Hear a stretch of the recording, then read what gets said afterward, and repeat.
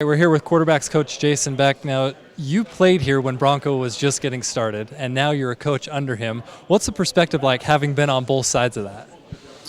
Yeah, I mean, it was an interesting, I love my time playing for him. He's a player's coach from the perspective of setting very high standards, always pushing and encouraging you to hold you to those standards, and just expecting the best out of you. And then seeing him on the side as a coach, it's the same way with us coaches and with the team.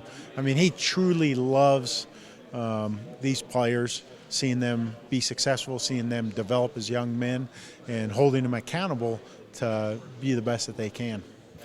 Having been a quarterback here at BYU, how much of an advantage do you think that's going to give you as you try to groom the quarterbacks that are coming up, the Taysom Hills, the Ammon Olsons? You've been through that process. Yeah, I mean, you've been able to be in their shoes. You kind of know what they're going through a little bit as far as juggling life as a quarterback here at BYU. And so, I'm able to identify with them and help them from that perspective.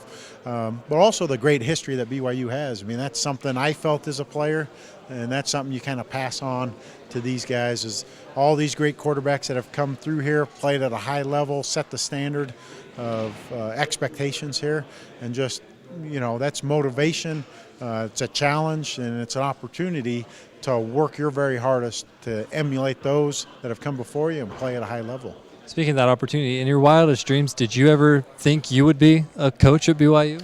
When I got into the coaching profession, that was something, a goal and something that I was hoping would happen, to be able to come back and coach here at BYU. And so I was, very fortunate and very excited about this opportunity to be back. So it wasn't a hard decision to say, yeah, I will definitely take that job. No, just, it was the same as when I was getting recruited as a player.